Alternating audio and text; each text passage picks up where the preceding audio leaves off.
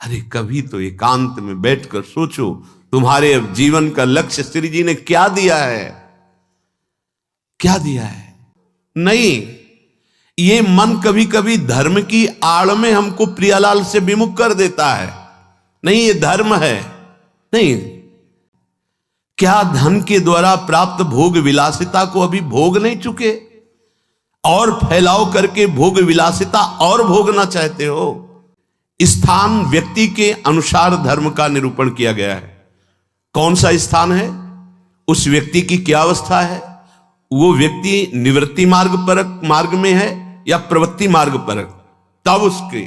इसीलिए पूरा medical store दवाइयां हैं, पर वो सब हमारे लिए नहीं है। डॉक्टर ने जो पर्चा में हमारे लिए लिखा वही लेके खाओ जाके, नहीं तो उसमें दवा है लेकिन मर भी जाओगे। मनमानी दवा नहीं खानी, डॉक्टर के आदेश अनुसार। ऐसे ही शास्त्र और सिद्धांत मेडिकल स्टोर है, सदगुरु वैद्य हैं, तुम्हारे लिए जो दवा दे रहे हैं केवल वही तुम्हें सूट करेगी, वही तुम्हें परमार्थ पथ में आगे बढ़ाएगी। तुम्हें मन से दवा नहीं लेनी कि पीली वाली तो नहीं, वो हरी वाली, ये कड़वी है वो मीठी दीजिए। मीठी दवा हो सकता है तुम्हारे लिए जहर का काम कर जाए। श्रीपाद कह रहे प्यारे, ये संपत्ति अनेक विपत्तियों की जननी है, दुख यो न यहा, इससे दुख ही प्रकट होगा। तुम जिसे प्राप्त करने के लिए चले हो तो ये अपने मन का रंजन और लोगों के मन का रंजन करना बंद कर दो। एकांत में बैठ करके मंत्राकार वृत्ति करने के लिए मन तुम्हारा सलाह नहीं देगा, वो सलाह देगा फैलाव करके उसमें राजी होना, क्योंकि बातचीत करने को मिलेगी, घूमने को मिलेगा। मन को एकाग्रता से नाम मंत्र में लगाना, कांपता है। देख लो, आप सब बैठे हो, मन को एकाग्र करके नाम में या मंत्र में लगाना, कांपता है मन। अभी उसको बाहरी कार्यों में लगाओ, राजी हो जाएगा, लेकिन उसको अंतर कार्य में लगाओ, अंतर्मुख करके नाम में मंत्र में, फिर सेवा करो। उसके लिए तो आपको समय देना पड़ेगा, पहले एकांत अभ्यास के लिए मन को राजी करना पड़ेगा।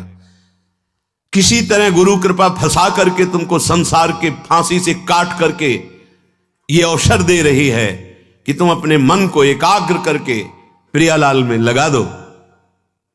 अब अगर ये चूक कर दी तो बार बार तो बनत नहीं। या संजोग अनूप मानुस्तन वृंदा विपिन रसकन संग विरूप, सब यहीं कहीं धरा रह जाएगा। तुम्हारी चित्त वृत्ति कहां लगी वो परिणाम तुम्हारे साथ जाएगा। बहुत ध्यान देने योग्य बात महापुरुषों की है, अपने मन का रंजन और लोगों के मन का रंजन। जब हम वृंदावन आए हैं तो श्री जी को रिझाने आए हैं, सामने वाला आके खड़ा हो गया, राधे श्याम राधे श्याम। अब वो बात कर रहा है, अगर हम बात नहीं करेंगे तो उसको दुख पहुंचेगा। नहीं, दुख नहीं, महादुख पहुंचे। और उस दुख में वो सोचे कि ये हमसे क्यों नहीं बात किया, तब पता चलना चाहिए कि श्री जी से कोई विमुख करने वाली वृत्ति हमारे अंदर है, इसलिए हमसे बात नहीं किया। हमको श्री जी के लाड़नों से बात करने के लिए श्री जी मैं होना पड़ेगा। किसी महापुरुष के पास कोई धनी गया, बहुत सी सामग्री और रुपया रखा, वो अधिकतर मौन रहते, हटाओ, बहुत बुरी तरह से व्यवहार किया, और फेंक दी, सामग्री फेंक दी, हटा दिया। बाद में हमने उनसे एकांत में पूछा, ऐसा क्यों किया? गंगा के किनारे रेत में क्यों ऐसा किया आपने? वो कानपुर से आए, इतनी दूर से आए, गाड़ी से आए, यहां गाड़ी आना मुश्किल है, इतनी सामग्री लाए आपके लिए, आप क्यों फेंक दिया? तो पहली बात तो उन्होंने कहा अगली बार औरों को लिवा के आएगा और सब लेकर। दूसरी बात, इसको यह अहम है कि मैं ये वस्तुएं, अब इसके अहम को चूर हुआ कि इन महात्माओं के लिए वस्तुओं से नहीं भाव से रिझाया जा सकता है। हटा इन वस्तुओं को। अगर उन वस्तुओं को स्वीकार कर लेता तो उसको गर्व होता कि पैसे के बल से, वस्तुओं के बल से एक महात्मा हमारे हाथ जोड़ रहा है, हाँ बड़ी कृपा की, हट ये वस्तुएं हटा। हम भिक्षा से जीते हैं, प्रभु की इच्छा से जीते हैं। अब वहां अगली बार अगर आएगा तो वस्तुओं का बल लेके नहीं आएगा, वो दैन्य होके आएगा कि शायद अगर कृपा कर दे, मैं रो दूं, वो कृपा कर दे, हमारी तरफ देख ले तो अहो भाग्य। वो महात्मा जिसके संग से अर्थ का महत्व खत्म हो जाए, भोगों का महत्व खत्म हो जाए, देहाभिमान गलित हो जाए, उसे संत संग कहते हैं। अगर आपने रुपया चढ़ाया, पैसा चढ़ाया और आपका सम्मान हुआ तो आपका रुपया में महत्व बढ़ेगा, ना कि साधुता में। उसके अंदर धन की महत्ता बढ़ाई जा रही है तो क्या होगा? उसका पतन होगा। साधु संग भगवत रंग रंगने के लिए है। कभी इस बात का हृदय में आदर नहीं होना चाहिए। वस्तु, पदार्थ, धन, संपत्ति ये आदर का हमारे विषय नहीं है। आदर का विषय दैन्यता, भगवत नाम जप, एकांत सेवन, अधिक से अधिक आंतरिक तप में जीवन। आंतरिक शब्द है, आंतरिक तप में जीवन। काम, क्रोध, लोभ आदि इनको सह जाना आंतरिक तप है। क्रोध आ रहा है, शांत हो गए, काम आ रहा है, शांत हो गए, सह गए, ये आंतरिक तप है। ये लोगों का रंजन, अपने मन का रंजन, ये हरिरस से विलग कर देने वाला है। अगर हम बात नहीं करेंगे तो नाराज हो जाएगा। तो हम वृंदावन किसके लिए आए हैं? उसके लिए आए हैं या श्री जी के लिए आए हैं? गुरु जी के लिए आए हैं या उस व्यक्ति के लिए आए हैं? अगर हमसे ऐसी चेष्टा हो गई, गुरु थोड़ा भी अनमने हो गए, तुम्हारे पर रह क्या गया? गुरु कृपा बल से ही मोक्ष मूलम गुरु कृपा, या प्रेम गुरुदेव की कृपा। रे मन रस कन संग बिन रंजन उपजय प्रेम। लोगों का रंजन, मनोरंजन या अपना मनोरंजन, ये परमार्थ स्वरूप नहीं है। परमार्थ है मन भंजन। मन मार्या तन बस में कीन्हा, हुआ भरम सब दूर। बाहर से कछु दिखत नाही, अंदर चमके नूर। आपो त्याग जगत में बैठे, नहीं किसी से काम। उनमें तो कछु अंतर नाही, संत कहो जय राम। मन ही मारी तनहारी के वृंदावन में गाज। मारना पड़ेगा मन। हमारा मन एकांत में नहीं लगता है। लगाइए आप एकांत में। एक दिन ये समाज से मन एकांत में रहेगा। बीच हजारों के बीच में बैठा हुआ भी अपने आराध्य देव में रहेगा। इसको अभ्यास में लगाइए। अभ्यास योग युक्तेन चेतसा नान्यगामिना। ये डरना बंद करे उपासक कि अगर हम इससे बात नहीं करेंगे तो नाराज हो जाएगा। किसके लिए तुम आए हो वृंदावन? श्री जी के लिए या व्यापार करने के लिए? श्री जी के लिए या प्रपंच मनोरंजन करने के लिए? ये आपको फाइनल अपने अंदर से देखना होगा। आप किसके लिए आए हो? लोक रंजन करने के लिए आए हो या श्री जी को रिझाने के लिए? ये वनवास है, किसके लिए वनवास कर रहे हो? यहां प्रिया प्रीतम के सिवा, हित मित्र के सिवा और कोई हमारा नहीं है। हम उन मित्र को रिझाने आए हैं जो जुगल सरकार हैं। हाँ, उनकी प्रेम की बात करें, उनसे हमें मिलाने की बात करें, हमारा चित्त घसीट कर श्यामा श्याम में लगा दे, वो हमारा सच्चा मित्र। हम धर्म को भी स्वीकार नहीं करते। भागवत धर्म के भी ऊपर महान प्रेम धर्म में विराजमान है। त्यज लोक धर्मान, वेद धर्मान, भागवत धर्मान, तब प्रेम धर्मान। कहां फंसे हो? त्यज लोक धर्मान, तब महाभागवत धर्मान। भागवत धर्मान, फिर प्रेम धर्मान। राधा वल्लभ लाल की बिमल ध्वजा फहरंत, भगवत धर्मो जीत के निज प्रेमा ठहरंत। निज प्रेमा ठहरंत, नेम कछु पर सत नाही। कहां भूले हो? हरिरस स्वरूपता की हानि करने वाले जन आपको मिलेंगे, लेकिन हरिरस में डुबो देने वाले, ये बड़ी कृपा। अगर ऐसे जन मिल जाए, बहुत कठिन विषय है हरिरस में डूबना। श्रीपाद कह रहे, विभाव्य जन रंजनम हरिरसात्मता भंजनम। जनरंजन, मनरंजन इसके लिए बहुत मिल जाएंगे, लेकिन हरिरस में डुबो दे नहीं। हरिरसात्मता भंजनम, उससे विमुख करने वाले मिल जाएंगे। कोई बिरले ऐसे मिलेंगे जो आपको हरिरस में लगावें, डांट लगा दें। हमारी एक कदम जरा सी भी फिसले हरि से दूर होने की वाली बात हमें नहीं पता है, लेकिन वो हमें डांट लगा दे, नहीं इधर चलो। तो नाचना चाहिए कि अब मेरा कैसे पतन हो सकता है जब हमारे गुरुदेव, हमारे आराध्य देव हम पर दृष्टि रखे हैं। नाचना चाहिए। एक कदम भी हमको फिसलने नहीं देंगे। बलिहार है कि आपने अपनी करुणा से हमको ऐसा पकड़ा है। भजो परति भूषण परम धाम वृंदावनम। श्रीपाद कह रहे हैं, यदि आप इस रस को प्राप्त करना चाहते हैं तो वैराग्य रस, योग रस, साधना रस का सबसे बड़ा परिणाम प्रेम रस, और उस प्रेम रस को प्रदान करने वाला परम धाम वृंदावनम, ये परम धाम वृंदावन आपको मिला है। श्री वृंदावन दास जी महाराज एक पद में वर्णन करते हैं, राधा कानन शरण मना परी, टरी जाती है आयु रात दिन, रसना प्रेम सहित कही हरि हरि, राधा कानन शरण मना परी। ईमानदारी से यदि तुम्हारा श्वास के साथ मंत्र नाम जब चल रहा है तो माला मत लीजिए, हमें कोई परेशानी नहीं।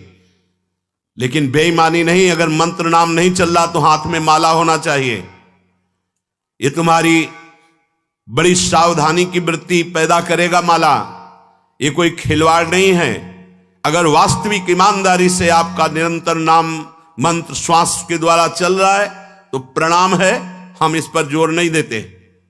और अगर आपका नहीं चल रहा तो बेईमानी मत कीजिए। माला से बहुत नाम जब बढ़ता है, एक एक श्वास सावधानी पूर्वक चल रहा तो ठीक है, नहीं तो मन है दो चार नाम चलाएगा, भाग के संसार में भटकेगा और फिर तुम्हारा मन प्रपंच में फंसा देगा। बहुत सावधानी की जरूरत है। एक एक श्वास में जब 20 वर्ष अभ्यास किया गया है तो दिल के धड़कन के साथ वो चलता है। उसे माला की जरूरत नहीं, ना अंगुली से गिनने की जरूरत है, ना सोचने की जरूरत है, ना चिंतन की जरूरत है। जैसे एक विषयी पुरुष का स्वाभाविक विषय चिंतन होता है, ऐसे एक महाभागवत का स्वाभाविक अभ्यास सिद्ध होने पर नाम मंत्र रूप लीला ऐसे चलता रहता है। अभी प्रारंभ की साधना में प्रवेश भी नहीं हुआ, ना हाथ में माला है, ना भगवत चिंतन की वृत्ति है, खाली बैठे हैं तो प्रपंच का चिंतन होगा। कई बार कहा है, नियम रूप में दिया है, पर जब आप स्वीकार नहीं करेंगे तो कैसे चलेगा। आपके हाथ में चाहे आजकल वो नया चला है काउंटर, ऐसे अंगुली में फंसा लिया, कितना बढ़िया है। एक कम से कम मन को अच्छा लग रहा है कि 10,000 नाम हो गए, उसको सुख मिल रहा है। प्रियालाल के 10,000 नाम जप लिए, आज 11,000 जप लिए, आज 20,000 जप लिए। ये बोले से अभिमान बढ़ेगा। हम कह रहे हैं ना, ये अभिमान बढ़ना चाहिए और लोभ बढ़ना चाहिए कि आज 10,000 किया, कल 15,000 करेंगे, 20,000 करेंगे, 1,00,000 अब कल, अब 1.5 लाख होने लगा है। बड़े अहोभाग्य। अरे मंगल में प्रभु के नाम का हृदय में संचय करने का भाव आ जाए। अब ऐसे जब स्वाभाविक नाम चल रहा है तो धन्याति धन्य, नहीं चल रहा तो आप अपने साथ बेईमानी मत कीजिए। टरी जाती है आयु रात दिन, ये भगवान भुवन भास्कर उदय होकर आपकी जीवन को नष्ट कर रहे। दिन गया, रात्रि आई, रात्रि गया, अब पता नहीं दिन पूरा हो कि आज का ना हो। सच्ची बात, बड़ा भयावह है ये मृत्यु लोग। ऐसी कल्पनाएं प्लानिंग हो रही कि लगता है अजर अमर हम हैं। आगे से आगे की 7 पीढ़ी सुख भोगते रहे, इतना व्यवस्था कर ले हम। 7 मिनट का भरोसा नहीं कि जिनके लिए हम 7 पीढ़ी की सोच रहे हो 7 मिनट रहेंगे कि नहीं, या जिससे सोच रहे हैं ये रहेगा कि नहीं। बड़ा भयावह विषय। तुम्हें भय नहीं लग रहा? माया की तरफ से निर्भय हो तो महाभय को प्राप्त हो जाओगे। भजन की तरफ वृत्ति जोड़ो, फिर निर्भय हो तो परमानंद को प्राप्त हो जाओगे। पहला, जिनके जीवन में किसी भी से द्वेष नहीं है, किसी भी से द्वेष नहीं, किसी भी से द्वेष नहीं। चराचर जगत में सेवकवाणी, हरिवंश नाम लीन जे अजात शत्रुते सदा। उनके हृदय में किसी के प्रति शत्रुता नहीं। पहला लक्षण है किसी से द्वेष नहीं। मानो आपसे नाराज हो गए तो द्वेष पूर्वक नहीं नाराज हुए, आपको सद आचरण बताने के लिए, सद में प्रतिष्ठित करने के लिए आप फिर थोड़ी देर बाद मिले, फिर आपको मुस्कुराते मिलेंगे। यह नहीं हो सकता कि उनके अंदर द्वेष हो जाए। वो एक ऐसे उबाल आई है आपके कल्याण के लिए, वो आपको डांटा, आपको सही मार्ग बताया, फिर जब आप मिले फिर वैसे मृदु स्वभाव से मिलेंगे। कोई उनके अंदर द्वेष नहीं होगा। और द्वेष जिसके अंदर होता है तो सालों चलता है, पूरे जीवन भर चल जाता, देखते ही जल जाएगा वही आदमी है जिसने ऐसा। दूसरा, उनका सबके प्रति प्रेम भरा व्यवहार होता है। संतों का सबके, एक होता बनावटी प्रेम तुमसे कुछ लेने के लिए, और एक होता निरपेक्ष प्रेम जो भगवत दृष्टि में होता है। उसमें चिपकाव नहीं होता, ध्यान रखना, माया का चिपकाव नहीं होता, उसमें मीठे वचन चाटुकारिता नहीं होती जिसको आप समझते हो कि सांसारिक प्यार नहीं होता। उनमें निरपेक्षता होती है और भगवत भाव वाला प्यार होता है। तीसरा, उनके अंदर भेदभाव नहीं होता अपना पराये का। पर आप पीछे सुन चुके हैं, विशेष प्रियता, विशेष श्रद्धा, विशेष समर्पण वाले के प्रति दिखाई देगी। वस्तुतः उनके हृदय में समता है पर दिखाई देगा ऐसा। जो विशेष श्रद्धा और विशेष समर्पण, तो वहां विशेष पक्षपात दिखाई दे। जैसे भगवान समूहम सर्वभूतेषु, लेकिन भक्तों में पक्षपात करते दिखाई देते हैं, द्वेषियों का वध करते दिखाई देते हैं। है तो सम, लेकिन भक्ति ने उनको भगवान के हृदय में पक्षपात प्रकट कर दिया। ऐसे ही संत सम है, आपका समर्पण और आपका प्रेम पक्षपाती बना देगा उनको। भाव अंदर से समर्पित सबके प्रति, भेदभाव रहित। चौथा, श्री भगवान के सिवा कोई अपनापन नहीं कहीं किसी से भी। ये संत की पहचान, भगवान के सिवा किसी से अपनापन नहीं। ये अपने हैं ये शब्द नहीं। मेरे तो गिरधर गोपाल दूसरों न कोई। संत की स्थिति में, आंतरिक स्थिति में केवल भगवान, और वही सब रूपों में है, इसलिए सबसे प्यार। शरीर मन वाणी में कहीं भी अहंकार नहीं, न शरीर में, न मन में, न वाणी में। सुख दुख में जिनकी बुद्धि स्थिर रहती है वो संत हैं। अपना बुरा करने वाले के प्रति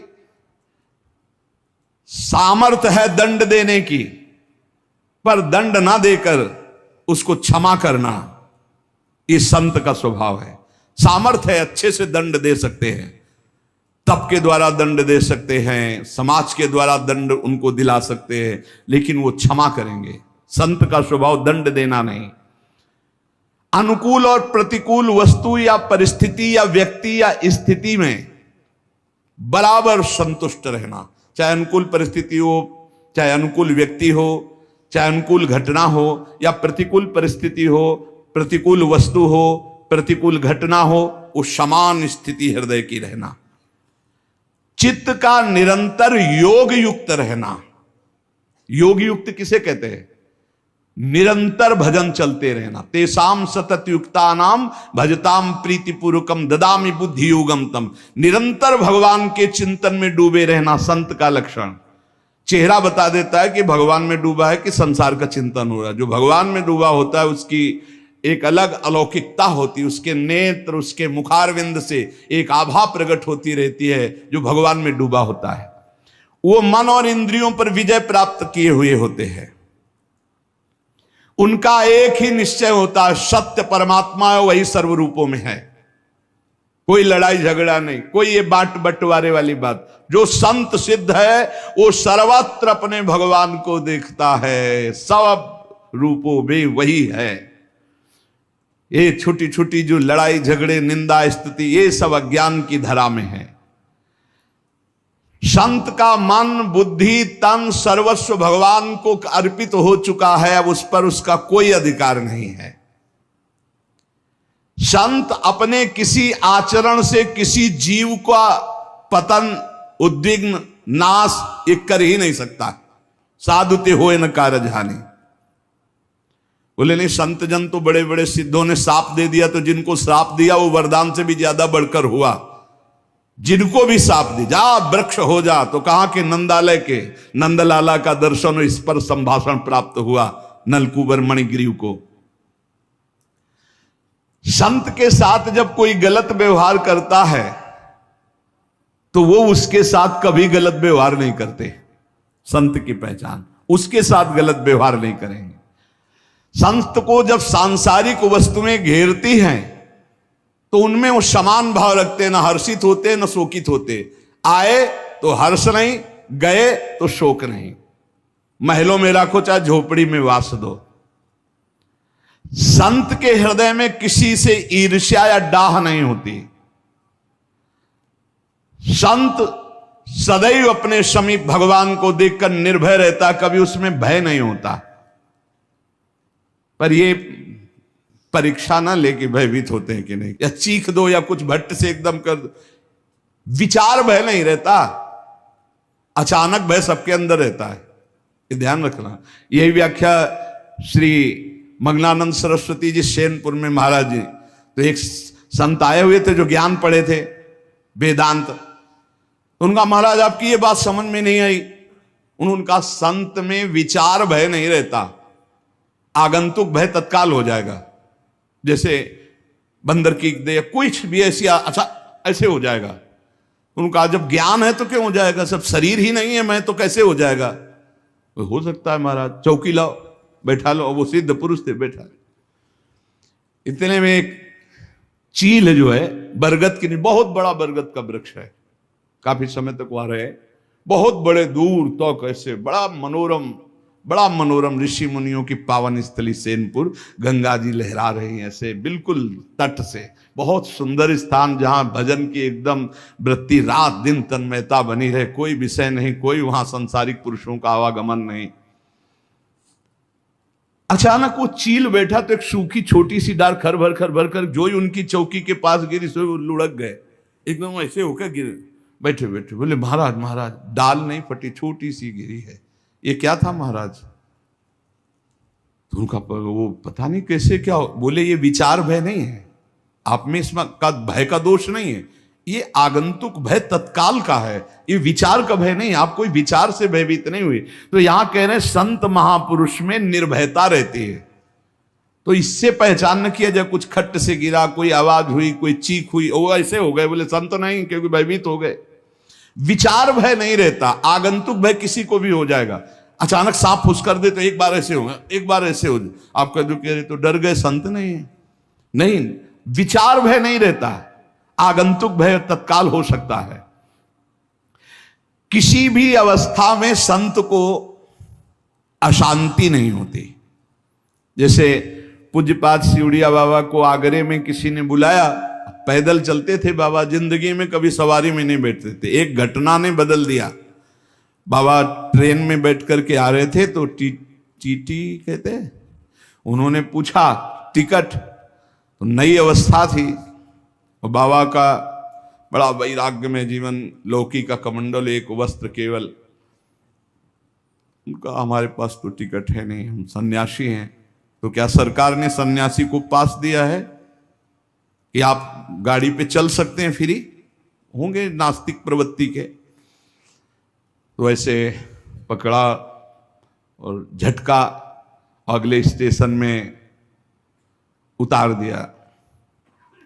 बाबा कमंडल से जल लिए और कहा आज के बाद संकल्प लेता हूं जीवन में किसी भी सवारी में नहीं बैठूंगा। पूरा भारत नंगे पैर बाबा चलते थे पूरे, कभी जीवन में सवारी पे बाबा नहीं बैठे। जो आगरे में उनको बुलाया गया तो गए, पर जिसने बुलाया था वो लेने ले गया। तो एक आदमी देख रहा था, उसने कहा बाबा हमारे यहां कृपा करो। बोले चल। तो आलू का गोदाम जो होता है ना, वहीं पास में उनको आसन लगवा दिया और सड़ी हुई आलू, अब समझो गोदाम की सड़ी हुई आलू बाहर फेंकी गई थी और बाहर ही एक छोटी सी कुटिया में हम पूरा। थोड़ी देर बाद वो आ गए जिन्होंने निमंत्रण दिया था।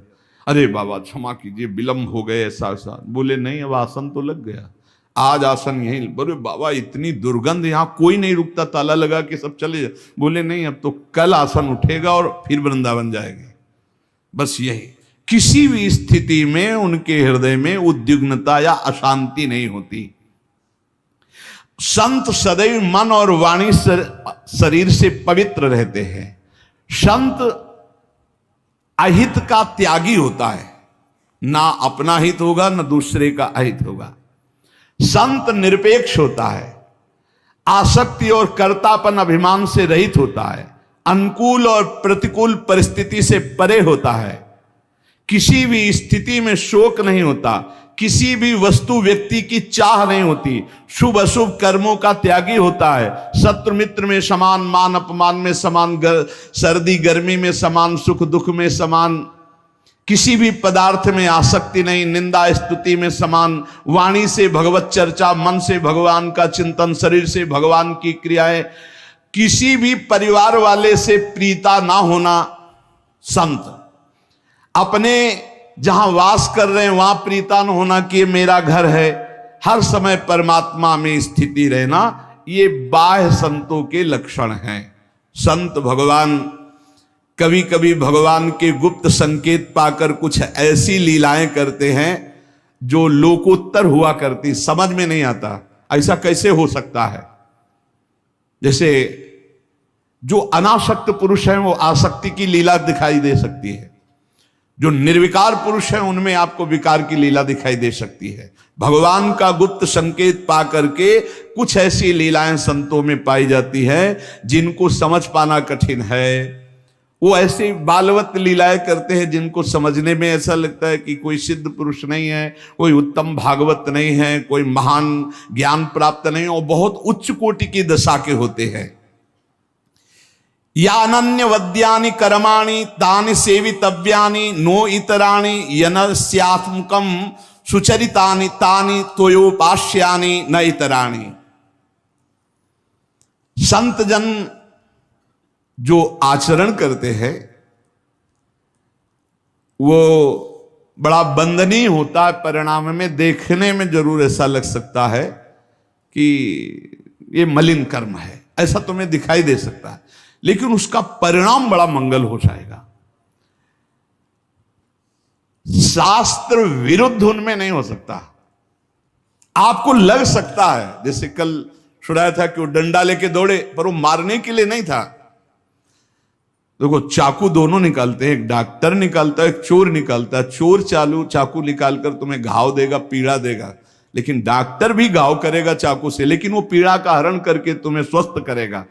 संतों की कुछ ऐसी चेष्टाएं हो सकती है जिनको आपको लग सकता है कि ये द्वेषवश ऐसा कर रहे हैं, या क्रोधवश कर रहे हैं, या आसक्तिवश ऐसा कर रहे हैं। नहीं, उसमें इस पर कह रहे संत भगवान के गुप्त संकेत का इशारा पा करके कुछ ऐसी चेष्टाएं करते हैं जिनको साधारण लोग नहीं समझ सकते हैं, क्योंकि लोकोत्तर पुरुष के कार्य लोकोत्तर पुरुष ही समझा करते हैं, साधारण बुद्धि से समझना असंभव है। इसलिए तुम्हें संतों के जो भगवत प्राप्त महात्मा है उनके आचरणों में दोष नहीं देखना। तो क्या दोष होते हैं क्या? कदापि नहीं, कदापि नहीं। शास्त्र विरुद्ध दोष हो ही नहीं सकते। संतों का एक भी आचरण दोषयुक्त नहीं होता, सत्य ज्ञान और रहस्य से ओतप्रोत होता है। इसलिए हम अपनी अदूरगामिनी विपरीत दृष्टि से देखकर दूषित या निंदित मान लेते हैं। एक महात्मा ने हमें इसका रहस्य बताया था, जो पूज्य महापुरुष है, उनकी दृष्टि, उनके आचरण। कई बार हमने भी आपको बताया है कि परमानंद जी जैसे किसी से मिलते तो आपने कभी बहुत दिन से नहीं खाया, आप हमें दीजिए यार, बड़ी ऐसे शब्दों का उच्चारण करते जिससे लगता कि स्थिति क्या है, अभी तो रसेंद्री में स्थिति, बिल्कुल स्थिति नहीं है। भगवान उनको आदेश करते हैं कि आप अपने को ऐसे, तो भगवान के यंत्र है, जैसे भगवान चलाते वैसे। सच्ची मानिए, अहम का जब नाश हो जाता है तो बड़ा आनंदमय जीवन होता है। बाहर से लोगों को दिखाई देता है, क्योंकि वो संकल्प विकल्प और अहंकार से चलते हैं। जब भगवान के हाथों में अपने आप को, एक संत ने बताया कि जब भगवान के हाथों अपने आप को सौंप देते हैं तो भगवान अपने हाथों की कठपुतली बनाकर संतों से जगत मंगल कराते रहते हैं, जगत मंगल। अब क्या होता है कि उन्हीं सिद्ध महापुरुषों की हम नकल करेंगे तो हमारी दुर्गति हो जाएगी, हमारा सर्वनाश हो जाएगा, क्योंकि हमारी स्थिति तो है नहीं, उनमें संभालने की स्थिति है। वो आपको ऐसी धरा से उठाकर अध्यात्म की ऊंचाई पर पहुंचा देंगे जहां बड़ी साधना से भी नहीं पहुंचा जा सकता। इसीलिए तात स्वर्ग अपवर्ग सुख धरी तुलाए कंग, तूल ताय सकल मिल जो सुख लव सत्संग। जब शास्त्रों का सम्यक स्वाध्याय होता तब ये बात समझ में आती है। अपने आप को केवल अगर भगवत विश्वास, पहले तो हमें लगता है कि प्रार्थना करनी चाहिए भगवान से कि हमें संत समागम दीजिए, स्वयं परिचय नहीं बनाना चाहिए किसी से, और भगवान से प्रेरित करे कि आप जानते हो हमको, संतों को भी जानते हो, तो आप अपने सिद्ध संतों से, शुद्ध संतों से, भगवत प्रेमी महात्माओं से संबंध, और जब मिल जाएं तो बस ऐसे हो जाओ जैसे वो चला रहे हैं वैसे चलो, ठीक स्थान पर पहुंच जाओगे। तुम्हारी बुद्धि मलिन है, तुम्हारी बुद्धि विषयी है, तुम्हारी बुद्धि अहंकार से युक्त होकर चलती है, उनके सहारे हो जाओ। बिल्कुल आपको लगेगा ये नाव डूब रही है, सच्ची मानो, ना पानी रह जाएगा ना डूबना रह जाएगा। तुम्हें बिल्कुल लगेगा कि अब तो गए, तो गए नहीं, बिल्कुल स्थिर हो गए। तुम परिणाम में देख लेना, परिणाम तक तुम्हारी बुद्धि नहीं पहुंचती, क्योंकि वो बहुत सूक्ष्म परिणाम है, सूक्ष्म तरम, सूक्ष्म से भी सूक्ष्म परिणाम है, और इसी का दुरुपयोग किया जाता है। इसी साधुता की महिमा का फिर पाखंड के द्वारा दुरुपयोग किया जाता है, इसी का नाटक किया जाता है, इसी का पाखंड किया जाता है, तभी वो फिर मलिनता आ जाती है। जो सिद्ध संत होते हैं, जो भगवत मार्ग के संत होते हैं, आज तक किसी का मंगल नहीं हुआ, इतिहास साक्षी है कि जो संत हैं, जो साधक हैं उत्तम भगवत प्राप्ति के मार्ग में चलने वाले, वो विद्या विनय संपन्ने ब्राह्मणे गविहस्तनी सुनी च सुपाके च पंडिता समदर्शिना, वो समदर्शी होते हैं। वो विद्या विनय से संपन्न ब्राह्मण में, गाय में, कुत्ते में, चांडाल में, हाथी में एक ही परमात्मा तत्व को देखते हैं जो है विराजमान है। पर कुछ लोगों का कहना है कि बर्ताव समान होना चाहिए। बर्ताव समान हो ही नहीं सकता, बर्ताव में विषमता होगी, दृष्टि में समानता होगी। वो अज्ञानी है जो वर्ताव में समानता की बात करे। कल चर्चा हुई थी कि वर्ताव में समानता हो ही नहीं सकती। कुछ लोग इसका उल्टा भाव लेते हैं कि वही समदर्शी, वही ज्ञानी है, वही महात्मा जिसका व्यवहार समान हो। व्यवहार समान नहीं हो सकता, व्यवहार में भेद होगा, विषमता होगी, संभव ही नहीं है। जैसे कल चर्चा हुई थी कि हमें हाथी का पेट भरना है और कुत्ते का पेट भरना है, तो जिससे हाथी का पेट भरेगा उससे कुत्ता खाएगा ही नहीं। बड़े बड़े पत्ते, घास, डाल, उससे उसका पेट भरता है, और कुत्ते को रोटी दे दो उससे पेट भर जाएगा। दृष्टि में दोनों समान है, लेकिन आहार का भेद है और व्यवहार का भेद है। हाथी की बड़े बड़े राजा लोग बड़े बड़े सवारी करते हैं लोग, पर कुत्ते की सवारी तो केवल भैरव बाबा ही करते हैं, दूसरे के सामर्थ्य नहीं, भैरव जी का वाहन। गाय का एक ही लाइन में रखा गया है, विद्या विनय संपन्न ब्राह्मणे गवि हस्तनी। गाय, इनमें भगवत दर्शन कर रहे हैं। सुनी सोपाके च पंडिता समदर्शिना, चांडाल में, कुत्ते में, हाथी में, सब में भगवान का भाव करना, लेकिन व्यवहार नहीं हो सकता। व्यवहार में विषमता रहेगी। व्यवहार में जो क्षमता करता है या तो पागल है और या उसको ज्ञान नहीं है। व्यवहार में विषमता बनी रहेगी। जैसे हम एक ही खाद्य से सबको पुष्ट नहीं कर सकते, सबका अलग अलग खाद्य है, विलक्षण है। व्यवहार में विलक्षणता रहेगी, व्यवहार में विषमता रहेगी। जैसे हमारे अपने संपूर्ण देह है, पर अलग अलग विषमता है। आंख देखने का काम करती है, कान सुनने का काम करती, जबान बोलने का काम करती, रसेंद्री स्वाद का काम करती। व्यवहार में भिन्नता है। ऐसा नहीं कि व्यवहार में समानता। अपने ही शरीर में हम नहीं कर सकते। नीचे के अंगों को छूने के बाद हाथ धोते हैं, ऊपर के अंग छूने पर कोई बात नहीं होती। तो विषमता क्यों? कि शरीर तो तुम्हारा ही है ना, फिर व्यवहार में विषमता क्यों? बोले नहीं, जो व्यवहार में विषमता है वो होनी ही चाहिए। अगर नहीं होगी तो या तो वो मूर्ख है या उसके ज्ञान नहीं है, उसे शास्त्रीय ज्ञान नहीं है। तो यहां कह रहे हैं जो संत ऐसे होते हैं उनके व्यवहार की विषमता को देखकर कहीं ये ना समझ लिया जाए कि इनको ज्ञान नहीं, क्योंकि ज्ञानी वही है जो सम है। व्यवहारिक विषमता को देख करके संत पर दोष दर्शन न किया जाए। कल चर्चा हुई थी, जैसे माता, बहन, पुत्री, पत्नी, चारों स्त्री शरीर हैं पर व्यवहार में विषमता रहेगी। पत्नी के साथ व्यवहार और होगा और माता, बहन, बेटी के साथ परम पूज्य धर्म में व्यवहार और होगा, पत्नी का धर्म में व्यवहार और होगा। वो ज्ञानी है, वो चारों में ब्रह्म एक ही देख रहा है, लेकिन व्यवहार जो पत्नी के साथ है वो अगर तीनों के साथ दृष्टि मात्र कर ले तो वो अपराधी माना जाएगा और दुर्गति को प्राप्त हो जाएगा। जो माता, बहन और बेटी पर जो पत्नी के साथ व्यवहार है वो व्यवहार की सोच ले तो वो नष्ट हो जाएगा। व्यवहार में विषमता है और दृष्टि में समता है। जो ज्ञानी महापुरुष, संत महापुरुष हैं, प्रश्न होता है कि लोग उनकी निंदा करते हैं, अपमान करते हैं, तो निंदा और अपमान होने पर क्या उनको दुख होता है? जैसा अपने को हो, कोई निंदा करे, अपमान करे तो दुख होता है, स्तुति करे, सम्मान करे तो सुख होता है साधारण को। तो क्या जो भगवत प्राप्ति के मार्ग में चलने वाले साधक हैं, संत जन हैं, जिनको भगवत प्राप्ति हो चुकी, दोनों को समान ही कहा जाता है। एक जो भगवत प्राप्ति होने वाला है साधक, जो भगवत प्राप्ति की तीव्र लालसा है, और ये जो भगवत प्राप्त है, ये एक ही पंक्ति में है, कोई अंतर नहीं इनमें। संतों की निंदा या अपमान जब होता है उनको दुख होता है कि नहीं? अगर दुख नहीं होता तो क्या खुशी होती है? कैसी स्थिति होती जब संत की निंदा होती और अपमान होता है? पहले तो समता की बात का कि संत के आचरण में विषमता दिखाई देगी, उसकी दृष्टि में समता होती है, जैसे उदाहरणों में बताया गया। अब यहां उत्तर दे रहे हैं कि वो दोनों बातों से ही बड़ा विलक्षण होता है। जब कोई निंदा अपमान करता है तो साधारण मनुष्य को दुख होता है। तो आपने पूछा क्या उनको दुख होता है? बोले नहीं। तो क्या उन्हें सुख होता है? बोले नहीं। एक विलक्षण स्थिति होती जो दुख सुख से परे है। अब लोगों की स्थिति केवल दुख और सुख में होती है और संत की स्थिति दुख और सुख से परे होती है।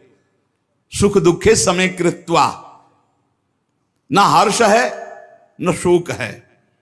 जहां मान, अपमान, निंदा, स्तुति में किंचन मात्र न हर्ष न शोक, वो संत है। न शोक हुआ न हर्ष हुआ। तो क्या संत की कोई निंदा करे, अपमान करे तो वो लोग प्रतिकार नहीं करते? दोनों बातें हो सकती हैं। अपमान, निंदा होने पर वो शांत सम भी रह सकते हैं और भारी प्रतिकार भी कर सकते हैं। भारी प्रतिकार करने पर भी उनके हृदय में न राग है न द्वेष है। दोनों बातें हैं। वो प्रतिकार भी कर सकते हैं, जगत मंगल के लिए करना पड़ेगा। जैसे कबीरदास जी ने भीड़ ना जमा हो इसलिए काशी की एक वैश्या को लेकर पूरी नगरी में घूम गए। अब लोगों की श्रद्धा तो ऐसे ही है, कोई विशेष निष्ठावान होते हैं, नहीं तो सद्गुण और वाहवाही को देखकर भीड़ इकट्ठा होती है। सद्गुण और वाहवाही, जरा सा दुर्गुण दुराचार का प्रचार हो जाए, जरा सा झूठी, भीड़ हटने लगेगी। वो तो फिर लीला करके ऐसे, वैश्या ने जे देखा कबीर शाह आए तो प्रणाम किया, कहा भगवान मेरी गली में आना आपकी निंदा का कारण हो जाएगा। तो उनका बेटा कुछ ऐसा ही मैं करवाना चाहता हूं कि हमारी निंदा हो, क्योंकि बहुत भीड़ आती है, भजन में विघ्न पड़ता है। बोले प्रभु जैसी आज्ञा। तो गंगा जल की बोतल हाथ में लेके अब तो पूरी काशी नगरी में हाहाकार मच गया। कोई कहता पहले से कहते थे ऐसे ही है, कोई कहता नहीं नहीं ये इनकी लीला है, बिल्कुल नहीं मान सकते, कुछ भी करे ये साक्षात भगवत प्राप्त महापुरुष है। बड़ी अलग अलग भावनाएं। कुछ ऐसे चुटके जो निष्ठावान थे वो जाकर दंडवत करते, बका भीड़ तो खत्म हो गई। राजा को अश्रद्धा हो गई काशी नरेश को कि ऐसा कैसे नहीं, अगर लीला भी करनी तो ऐसी लीला जिससे हजारों की श्रद्धा का नाश हो जाए। बहुत कबीरदास जी वहां गए तो उतर के साष्टांग दंडवत करता, श्रद्धा ही खत्म हो गई तो साष्टांग दंड, तो जल लिया और शांत शांत शांत। उनका अब क्या लीला कर रहे हो, अब क्या शांत शांत? बोले जगन्नाथपुरी में उनके पार्षद के वस्त्र में आग लग गई, तो आग लग रही थी, उसको शांत किया है। यहां से जगन्नाथपुरी की आग शांत कर रहे, तुरंत घोड़े दौड़ाए। कुछ समय बाद सूचना आई, यहां कबीरदास जी यहां थे, उन्होंने ही आग बुझी। तो उनको लगा रहे तो सिद्ध चमत्कारी पुरुष। तो कभी कभी अपनी निंदा और अपनी प्रतिष्ठा का जो नाश करने वाले व्यवहार हैं, वो दूसरों के कल्याण के लिए उनका प्रतिकार भी किया जाता है। जरूर ऐसा होता है, जीवन में ऐसा होता है। जो भगवत मार्ग में चलने वाले होते, ऐसा कुछ को सह लिया जाता है और कुछ का प्रतिकार किया जाता है। कभी कभी संत महापुरुषों को अपनी निंदा और अपमान करने वालों का भारी प्रतिकार करना पड़ता है, उनको उतरना पड़ता है। क्यों? क्योंकि हजारों की श्रद्धा का विषय होता है, हजारों की श्रद्धा का नाश उसमें हो जाता है। संसारिक पुरुषों को ऐसा लगता है ऐसा कैसे हो सकता है, तो तुम प्रभु को नहीं जानते इसलिए तुम्हारे हृदय में ऐसा। एक दिन चर्चा में सुनाया था कि अगर पत्थर में कमल खिल गए हैं ऐसा कोई कह दे और वो नाम जापक है तो मान लेना ऐसा हो सकता है। पत्थर में कमल खिल गए क्योंकि वो भगवान का भक्त है, वो नाम जापक। कर तुम अकर तुम अन्यथा कर तुम सर्व समर्था सा ईश्वरा। उन्हीं भगवान के प्रताप से सब हो रहा है, उन्हीं के भगवान के, तभी उसी प्रताप को तो तुम देखो, उसी प्रताप को देखो। तो क्या वो मान प्रतिष्ठा की प्राप्ति स्वीकार करते हैं संत जन, या मान प्रतिष्ठा को विरोध कर देते हैं? तो कहते देश काल और परिस्थिति को देखकर दोनों कर सकते हैं। वो मान प्रतिष्ठा का धज्जियां भी उड़ा सकते हैं और बड़े आदर से मान प्रतिष्ठा स्वीकार भी कर सकते हैं। कैसा भावुक भक्त है, अगर वो बहुत सच्चाई से भावुक भक्त साष्टांग बहुत प्यार से, अगर देख रहे हैं कि ये नौटंकी नाटक, तो विरोध भी कर सकते हैं। दोनों बातें उनके अंतर्गत है। तो महापुरुष की भी पहचान कैसे व्यवहार में हो कि ये भगवत प्राप्त महापुरुष है? पहली बात तो महापुरुष ही महापुरुष को पहचान सकता है, दूसरा पहचान ही नहीं सकता। दूसरी बात, व्यवहारिक क्रिया से महापुरुषों को तो पहचाना ही नहीं जा सकता है। इतना जान लीजिए, चाहे वो सिद्ध होने के योग्य साधक हो या सिद्ध महापुरुष हो, वो दोनों, उनका जो व्यवहार होगा वो शास्त्र सम्मत और सत होगा, किसी का अमंगल नहीं हो सकता। शास्त्र सम्मत सत और किसी का मंगल नहीं हो सकता। संत भाव की प्राप्ति में कुछ विघ्न है, चाहे साधक चाहे गृहस्थी, सब भगवान के लाडले संत हैं जो भजन करते हैं। उन विघ्नों से बच जाए तो साधुता हृदय में आ जाएगी। पहला है, शुद्ध सत्य की कमाई का ही भोजन करे, अशुद्ध असत्य की कमाई का भोजन न करे। अगर अशुद्ध पापाचरण की कमाई का भोजन करेगा तो बुद्धि भ्रष्ट हो जाएगी, भगवान से विमुख हो जाएगा, पक्का समझ लो। हम सबसे प्रार्थना करते हैं कि कम पैसे वाला भोजन से पेट भरा जाए। जैसे भोग सामग्री बहुत सुंदर सुंदर सब, उसमें यह देखा जाए कि कम स्वादिष्ट कौन है और कम पैसे वाला कौन है, उससे पेट भरा। केवल ये 2 अंगुल जीभ की बात है भाई, इसके नीचे गया तो खट्टा मीठा कैसा कोई मतलब नहीं होता भाई, इतने को तुम संभाल लो। और जब प्रभु ने भोग पा लिया है तो आप बस, हमने देखा है संतों को 4 रोटी डाला, ये थोड़ी सब्जी डाल, बस ठीक, नहीं ये गुलाब जामुन खीर नहीं, ये आप पाइए, हमारा बस हो गया हो गया। थोड़ा सा कठोर बनिए अपनी रसेंद्री के प्रति। शुद्ध सत्य कमाई का परिमित थोड़ा भोजन, अशुद्ध अधर्म की कमाई का बिल्कुल भोजन नहीं। अच्छा, इसको कैसे जानोगे शुद्ध कमाई? अपने आप को भगवान को समर्पित रखो, तुम्हारे पास आ ही नहीं सकता अशुद्ध, पक्का समझो, आ ही नहीं सकता अशुद्ध, क्योंकि भगवान रक्षा में है। करो सदा तिनके रखवारी, जिम बालक राखे मर। भगवद आश्रित हो तो अधर्म का अन्न तुम्हारे ओंठ के अंदर जा ही नहीं सकता, पक्का समझ लो, विश्वास करो। दूसरी बात, कभी हम जिस व्यक्ति को जानते हैं झूठ बोलता है, व्यभिचार करता है, गंदे आचरण करता है, हम कभी उसको पास न बैठने दें। यदि ऐसा व्यक्ति भगवान की प्राप्ति के लिए कदम बढ़ाना चाहता है और कहता है कि मैं छोड़ दूंगा, तो आप हृदय से लगा लेंगे। और अगर वो अपनी गंदी आदत हो तो ऐसे गंदे पुरुष का संग न करे। माया से कौन तरता है? कस्तरति कस्तरति मायाम, बोले यो संगास त्यजति यो महानुभाव सेवते यो निर्ममो भवति।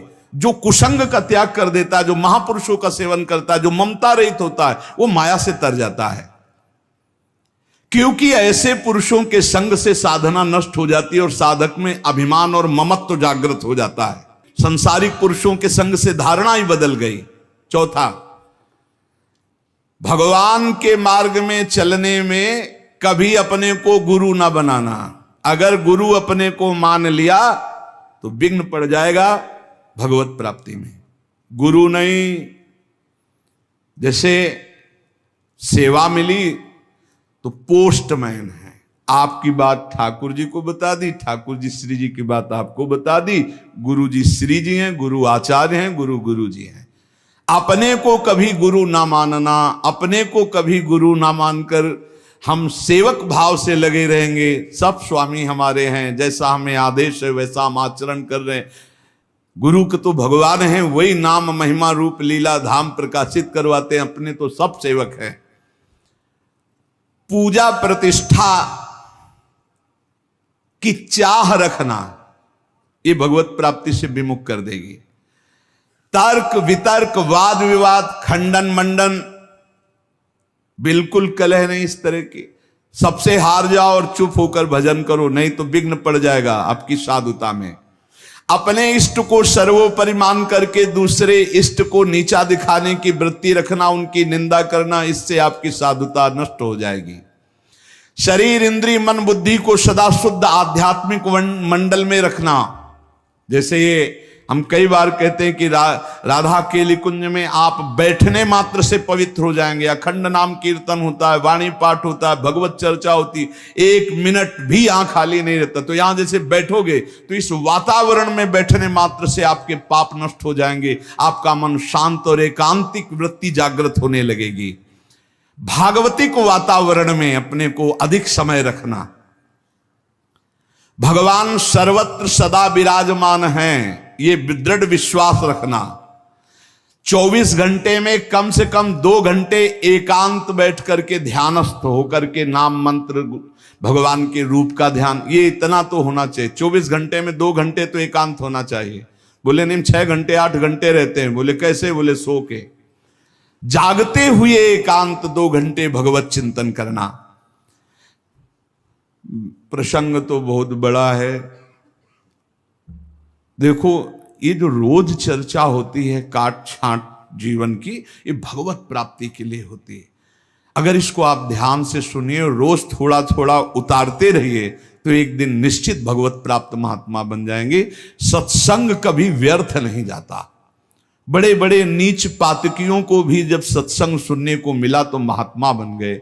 इससे आप सबसे प्रार्थना है कि हमें और आपको कथन और श्रवण का जो भगवान ने सौभाग्य दिया, बड़े बड़े महापुरुषों की बातें ढूंढ ढूंढ करके आपको जो सुनाई जा रही, आप उनको अपने जीवन में उतारें और इसी जन्म में भगवत प्राप्ति कर लें। जो वीडियो देखा है अभी प्रेमानंद महाराज जी सत्संग सुना है, अगर आप प्रेमानंद महाराज जी के बहुत बड़े भक्त हो तो इस वीडियो चैनल को सब्सक्राइब कर रहे बिना बिल्कुल मजा नहीं भाई। तो इस चैनल पे आपको रोज बढ़िया से बढ़िया सत्संग लाने की कोशिश करेंगे हम अपने पूरी कोशिश करेंगे बढ़िया बड़े सजेशन सुनने को मिले, जिससे आपके जीवन में परिवर्तन हो सके और अपने दोस्तों के जीवन में भी परिवर्तन हो सके। जिसे आप शेयर करोगे तो उसके भी जीवन में परिवर्तन हो सके।